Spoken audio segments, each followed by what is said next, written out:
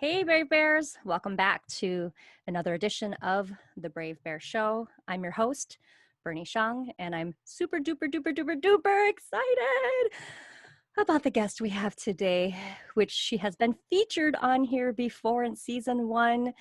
My dear, wonderful spiritual guidess, Theresa Reed, also known as the Tarot Lady. Welcome, Theresa. Hey, I am so happy to be here, Bernie. Thank you for asking me back again. I am so looking forward to connecting. Awesome. And thank you for agreeing to come back. I know you are at a pivotal time in your career and your life where there are so many things shaping up. Not that you haven't been doing a lot of amazing work that really are authentically you, but you're really coming into your own intuitive skin now. So the fact that you said yes and you had time for a piddly little old me, I do appreciate that. I always have time for you, Bernie. So know that. Yes. Yes. Okay. Well, for those who did miss you on season 1, why don't you give a quick background on who you are, what kind of work you're doing today and who you typically serve? Sure. Well, my name is Theresa Reed. I'm known as the Tarot Lady. I have been a professional tarot reader for 30 years. I am the author of 4 books. I've got more coming on the way next year, too. And I love to teach. I love to educate people about tarot and astrology. Now I'm moving more into the writing field, the teaching field. So less readings, more spreading the information so people can learn how to read their own cards and their own charts. So that's me in a nutshell. That's awesome. And though I'm sad you're moving out of doing I know you're still doing readings, but not as prevalently as you had been before. But though I'm sad about that, because I've been a beneficiary of your readings for the past, almost decade now.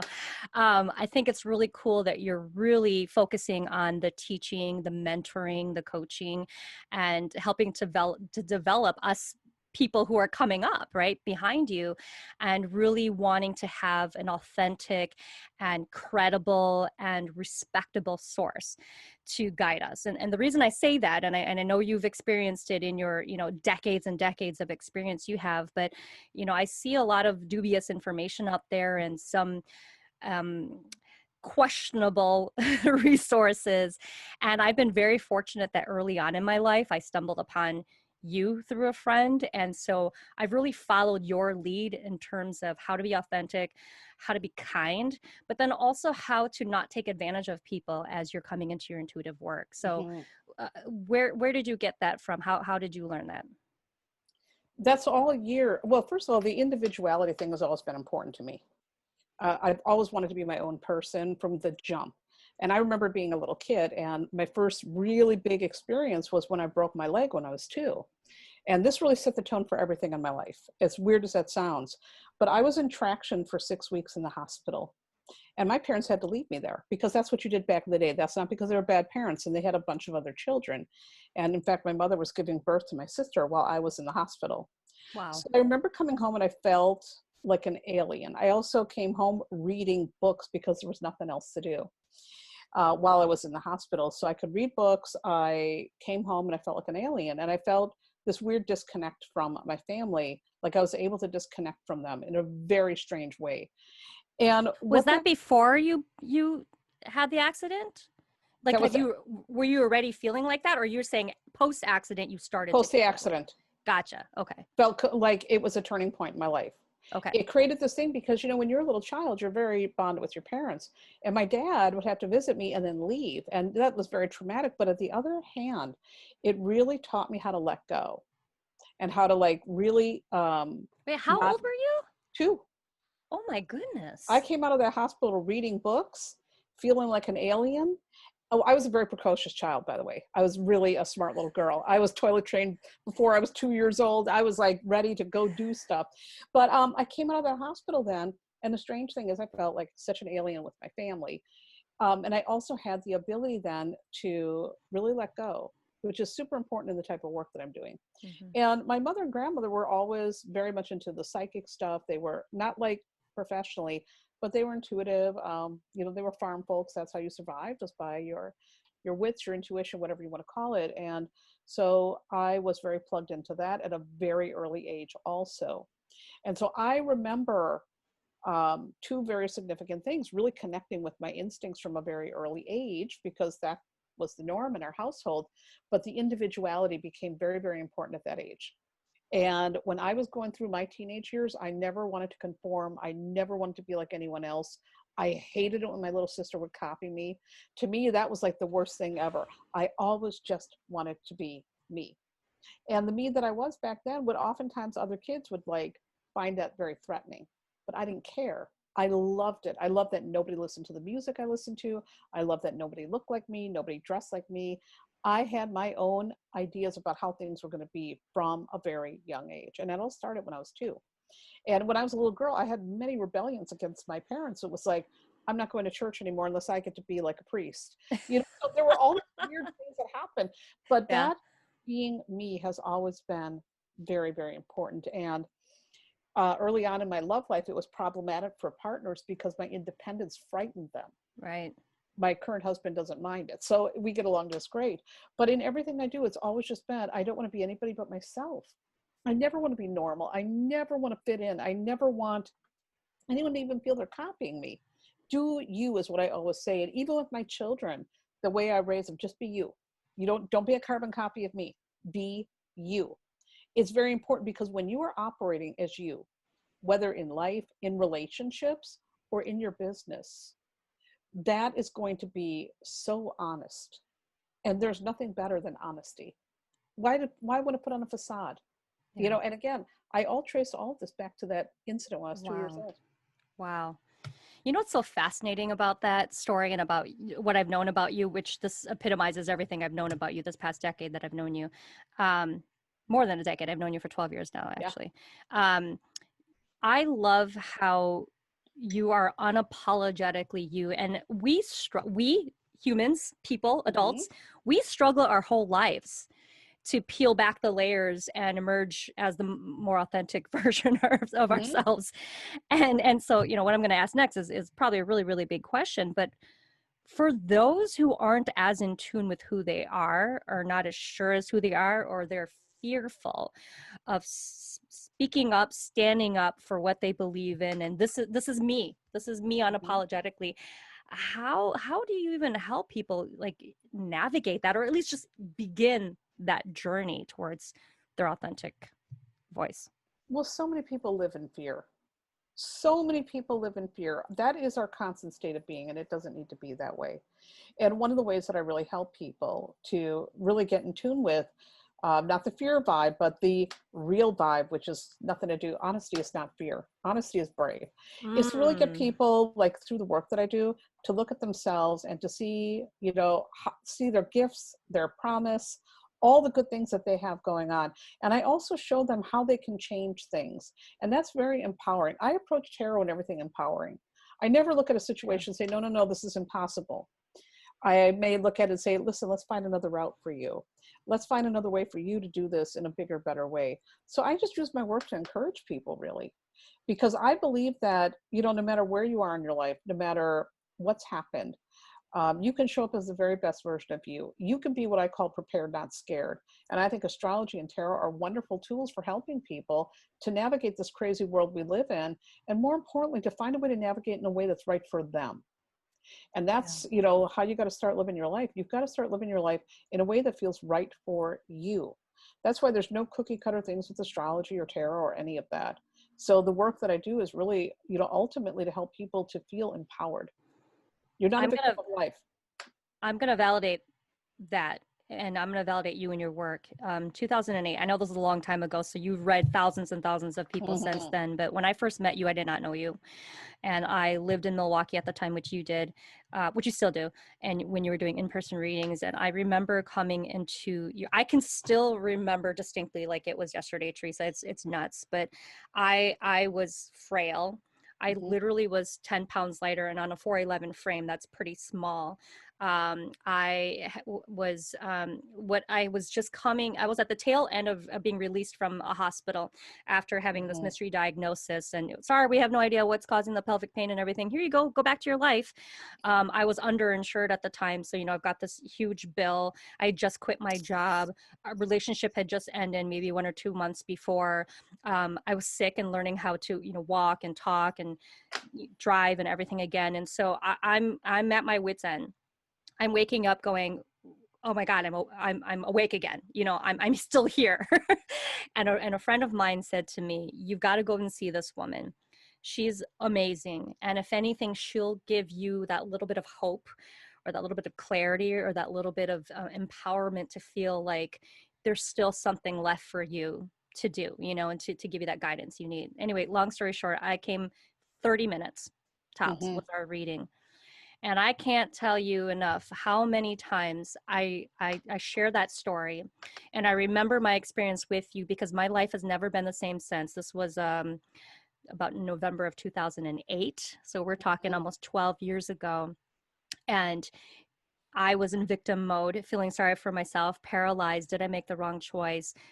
Do I suck? You know, am I going to hell?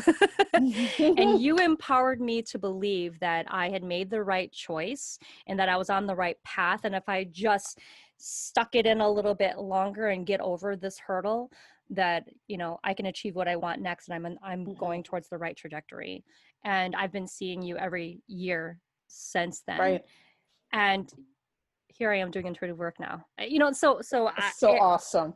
I'll never forget my Theresa aha moment because it was empowering and it Yeah. was practical. You gave me practical tips. Here are things for you to think about. Here are things for you to consider doing. Here are some things just stop doing, right? To Yeah. stop continuing to paralyze yourself. So anyway, all that to say thank you. Well, I'm a very strategic person. I'm Yeah. intuitive, but I'm a strategist. If there's a problem, we're going to solve that problem. We're going to get to the bottom of this. We're going to find a way around it. That is always my mode of operation. Yeah. And I'm one of those people too. I remember so many times in my life where I've been told you can't, you shouldn't, blah, blah, blah, or you're this or you're that. And I never let that define me because I never believe it. I'm like, yeah, whatever, that's your opinion. I'm going to still do what I want to do and I'm going to figure a way. And I always do. I always figure a way. Yeah. Yeah. It's interesting. I want to go back to what you were talking about individuality and Hmm. having your own unique voice. I've been following you on social media for quite some time now, and I've noticed over the years, and maybe this has been your experience the entire time, but you've got a lot of copycats. Oh my God, it's outrageous. And it's sad actually, because that shows that they're not feeling really good about who they are. And every once in a while, I'll have someone steal my identity over on like Instagram, which is Oh my crazy. gosh. I know. And I'm like small potatoes. It's not like a Rachel Pollack, but still, there's people who see what I'm doing and they think rather than do their work and be themselves, they're just going to like steal the web copy or use my image or follow what I'm doing and do almost the exact same formula. Like there's a formula. There's no freaking formula in the tarot lady world. It's just me doing me. That's it. And Yeah. and some people can't get that. But I have the feeling that when you are operating like that, first of all, people can smell that. They can smell a cheap imitation. They can tell when someone's trying to be something they're not. I mean, I never try to be one of my peers. I'm not interested in being my peers. I love Rachel Pollack. She's my idol. I have no interest in being Rachel Pollack. Mary Greer's my other tarot idol. I have no interest in being Mary Greer. I am just simply me. I love them and respect them. I learn from them, but I have no interest in being them. And that comes from a place from being really good with who you are, with really loving yourself. When you don't love yourself, when you're not feeling confident with who you are, it becomes very tempting then to look at what someone else is doing and say, well, maybe I need to do what Bernie's doing because that's working for her. And it's like, no, no, no, no, no, no. That works for Bernie. That may not work for you. Don't do that. So it's very frustrating that when I Yeah. see people doing that. Yeah. I think the frustrating thing about it is it could tarnish, your reputation if the person is like swiping everything and literally pretending to be you, right? But at the same time, I take this with a grain of salt. The imitation is a form of flattery. So you obviously are doing something right, and you are doing something well. When you're getting to that certain level where people do feel the need to have to steal from the tarot lady, and that's unfortunate, but that's how I view it. I view it as, well, that person didn't feel like they could be themselves, so they stole from this amazing person who's really kicking ass, in her industry. But yeah, that's unfortunate. And I do think the great thing about that is, if anything, I think it validates for you how unique and how individualistic you are, because when someone is copying Theresa Reed, and I know Theresa Reed, and I'm like looking over here, I'm like, that's not her. Yep. She's over here. There's no way you could be that identical to her, because she's so unique. She's so specific. There's no way she's got a twin somewhere.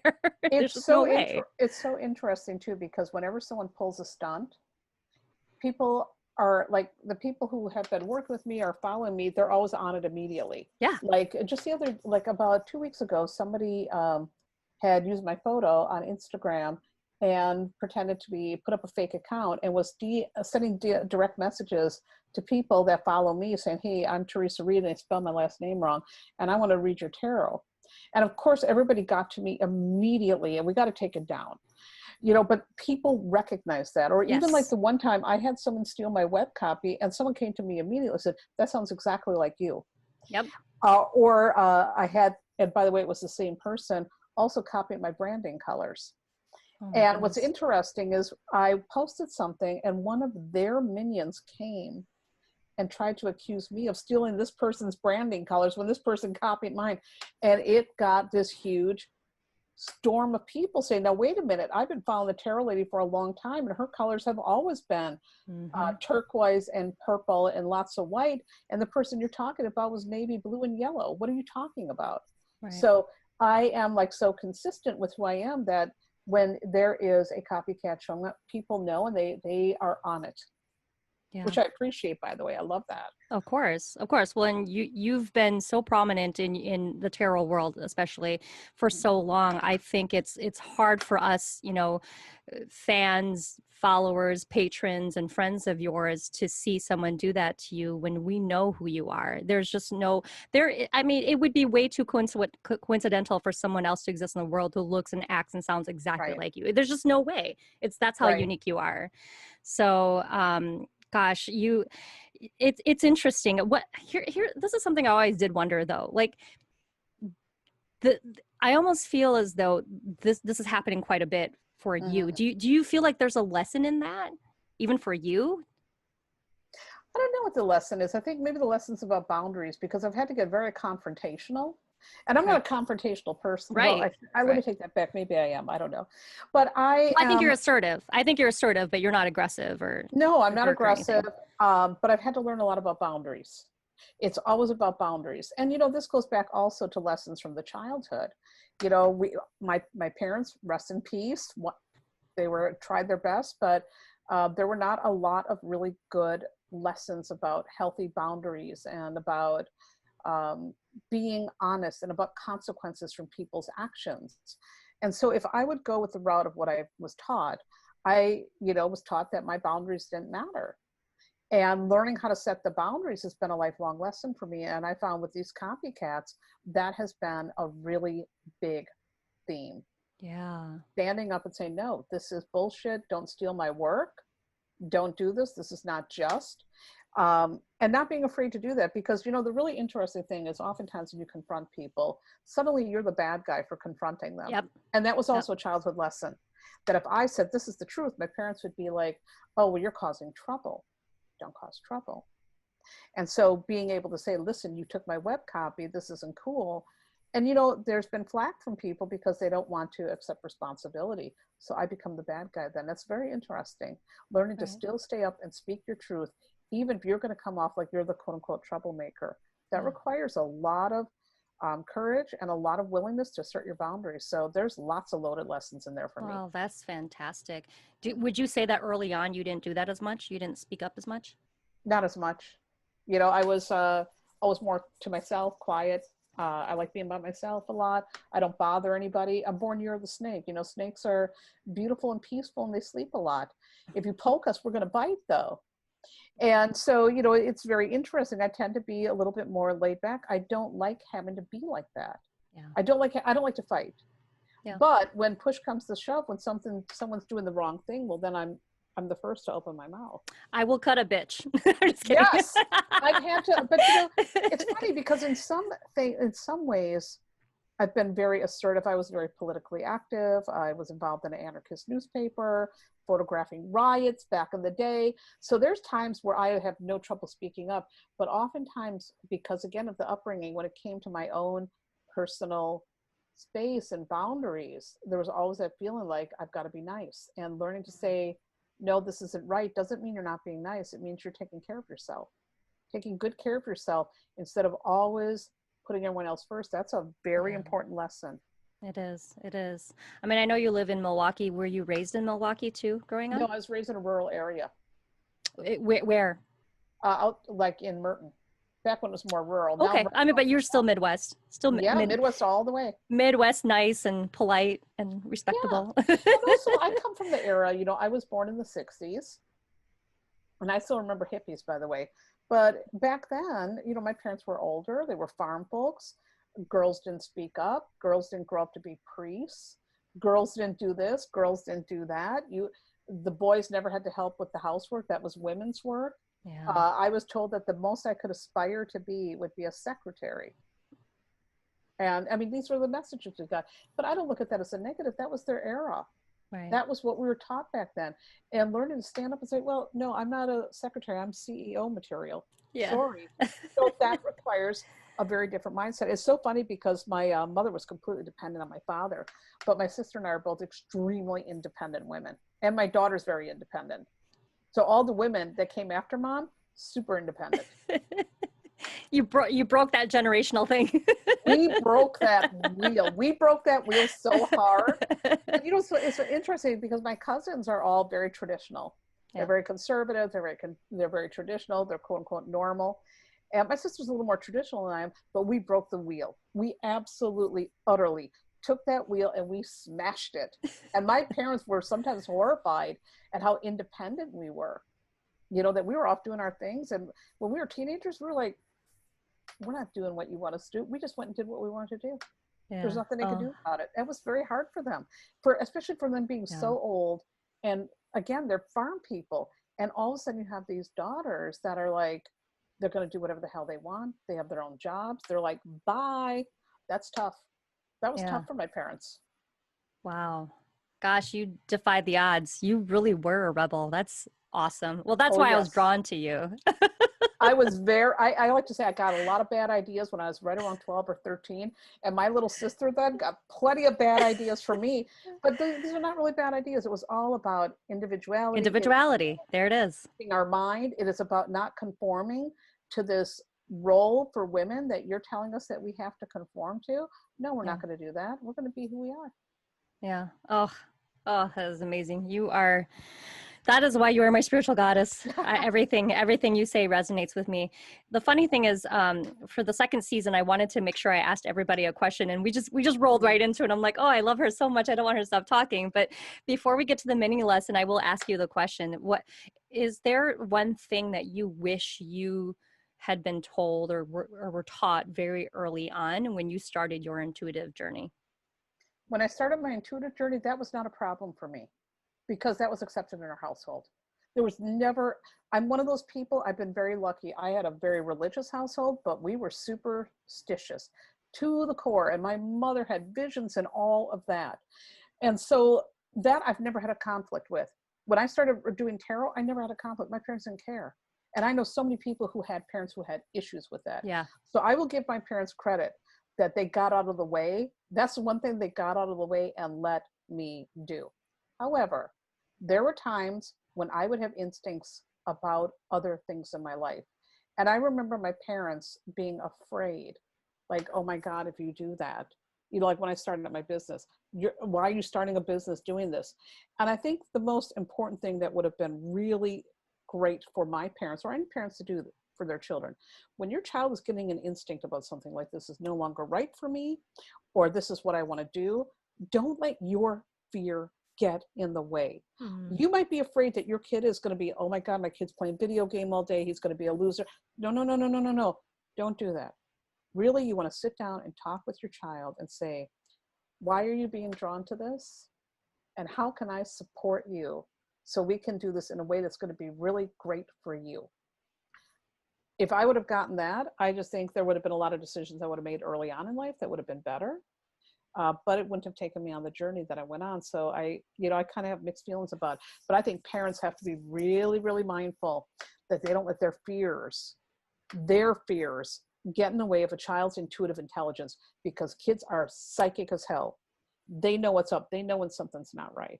I've got lots of stories about that, but we'll leave it at that. That's, I think, every parent, if you've got a child, I don't care if your child is 5 or if they're 35, when they're getting a gut feeling about something, get your fear out of it and just say, okay, well, why are you feeling this and how can I support you? That's what I wish I would have heard. I love it.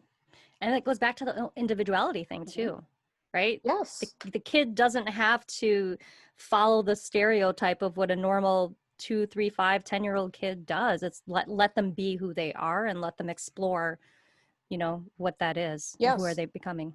And parents shouldn't make assumptions about things. And we often make assumptions because we have, our own lived experience. And so it's very easy then to look at what your child's doing and assume right away, oh my God, my child's not going to be normal. Or, you can't do that. You have got to honor your children's instincts. Kids are smarter than we give them credit for. I really wish more parents would think like that.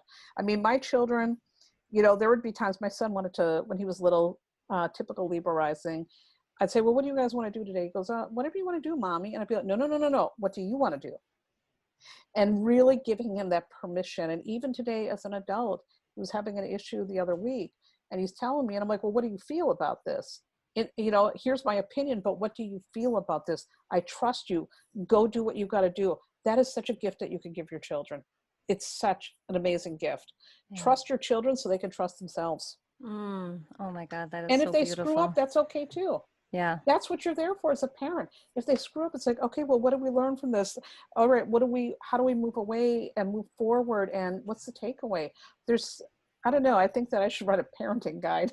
Yes. Please make note of that. You heard it right here in the Brave Bear Show. This became the impetus for the parenting book that Theresa's going to write. Well, and I had to learn how to be a good parent because of the lessons I got. Yeah. And actually, astrologically, I've got a chart that shows that I have to laugh. I call it the Joan Crawford influence, and I can be a hardcore parent. But knowing that, here's the thing about astrology, why it's so great. When you know these little predilections in your chart where there can be a problem, that gives you something to work on. So I knew it's like, okay, my upbringing and this astrology chart, I've got to work on being a good parent. And there was a time in my life where there were moments where I was not the most responsible, excellent parent. But then when it clicked in, when I got going, stop making excuses, boom, I'm an excellent parent. My children and I are so close. My son was around the corner from me. We talk every single day. And that is a testament then that, okay, we did something right here. We, again, broke the wheel. Oh, that's fantastic. Oh, I love it. I love it. I love it. I love it. All right, Theresa. Well, let's come to that time I'm excited about because I have no idea what you're going to share with us today. But why don't you tee up your lesson for us today? Okay, I've got a very, very simple lesson for people. And it's a lesson I absolutely adore. It involves tarot cards, of course. And when people are first learning tarot, they're looking at those cards, they're studying those cards, they're looking at the images, and they get really stuck in that analytical mode, which is not intuitive. You can get stuck there so hard. And that's how we get stuck in life too. We get too analytical. We're looking around, we're looking at everything really carefully instead of just feeling it. So the lesson, you're going to take your tarot cards in the morning and you shuffle them up. And when you feel they're ready, what I want you to do is you're going to cut them into 3 piles. Put the piles back together and you're going to take the top card off the deck, but you don't look at it. And then you sit with your journal and you write down what you're feeling about that card. And at the end of the day, you come back and you turn that card over. Wow. It's a very powerful lesson. Now I'm going to give you an example. I pulled the card and I'm going to close my eyes. So you'll see the card. I won't. Okay. I got to take my glasses off because then I won't see a damn thing just in case. Okay. So I'm going to hold the card up Okay, I can't see this card at all. All I have to do is I have to really think about, what is the guidance that I need at this moment? What am I feeling with this particular card?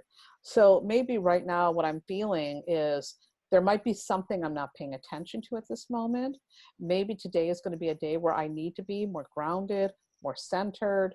I'm right away feeling like a sense of, you need to ground and center. There is something this day that you have to really be present for.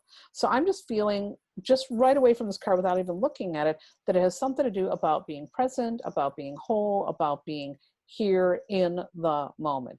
Now I'm going to open my eyes and I'm going to put on my glasses and see what the card is. And I have to laugh. It's temperance. And temperance is about going with the flow. I mean, it is a card Yeah. that the alchemy is in the present moment. This is about flowing and mixing and just really feeling your day. Look how that angel is Wow. really attentive. You see how that worked? I didn't That's look at the amazing. card. I just simply took it. And you do this in the morning. Don't look. I call this tarot size don't peek. Just don't peek. Just write down what you feel. Now, if I would be visiting this at the end of the day, I mean, I'm doing it for you here. It looks like a little parlor trick. But if I would visit this at the end of the day with this whole needing to be present, I'd be able to look at that card and see how that showed up in my day. And also to see how my intuition was working for me all along. Yeah. Your intuition's always working for you. It's always working for you. The cards are a visual way to tap into it, but not looking at the image, not having that visual, and then checking the visual later, that is really great confirmation validation. It helps you become more intuitive, this simple exercise. That is, I love how simple and how practical it is. Mm-hmm. Here's the other thing too that I find really special about it is because I've taken your tarot courses before, and amazing, by the way.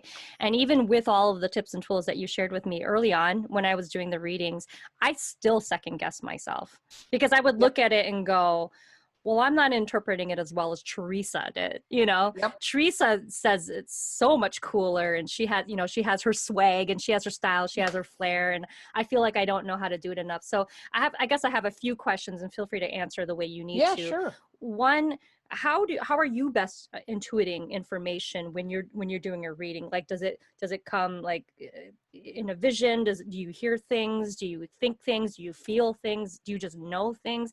And then how can someone who's still early on and not quite Mm. sure how they're picking up on things, like how would you tell them to hone in on how to do it when they're first figuring it out? Well, the first thing is the way I work, it's like a combination of things. It's like when I lay those cards, you got to remember, I've been reading cards for over 40 years and professionally for 30 years. So when I lay those cards out, my brain goes on like a computer. It's like it turns on and the information comes like a ticker tape. It's very rapid. That's why I talk really fast. Yeah. The information's coming so quickly. It's like I got to spill it out. And I hate it when people interrupt me. I hate it because when it's coming, it is coming, and you need to let my flow happen. It's like I'm a rapper. That's how it is. I feel like I'm Eminem or Jay-Z, and it is just spilling out. And I'm also feeling things. So there's an information that's coming in. It almost feels like I'm channeling it, but I'm feeling things. I'm very, very physical. I'm a person that feels everything. Every little energy, I can feel it. I feel people's energy. And so I call myself an energy reader. And that's weird for people who don't understand that. It's one of the things I teach in my new tarot book too, that in order to learn tarot, you have to embody the card. You've got to Yeah. feel the card. It isn't just looking at the damn image, you know? So what you want to do is you want to have like day-to-day life experiences that you can plug into this card, because that is going to help you to say, oh yeah, temperance when I'm calm, and zen, I'm temperance when I'm about to do something scary. That's the fool. You know, when you really apply it to your day-to-day life, you're going to feel it. And then when you're able to really feel the energy of that card, you're going to find that you're able to also tune in and feel other things too. And it Right. all works together.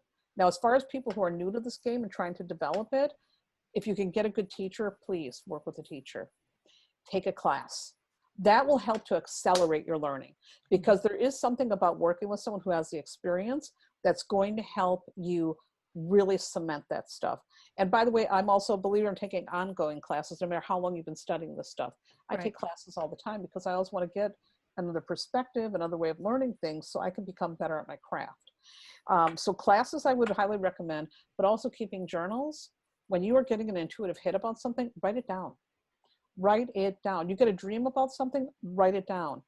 It might be really significant. It might seem like the most random, stupid thing, but later on you're going to come back and you're looking at that journal and you're like, holy cats, I did that tarot reading, it worked out. I had that feeling or that message from the hawk, it worked out. I pay attention to everything. I'm never asleep at the wheel because I've learned everything is a sign. Your words are a spell, and energy is energy. And you just have to pay attention. We mostly don't. We're Yeah. checked out.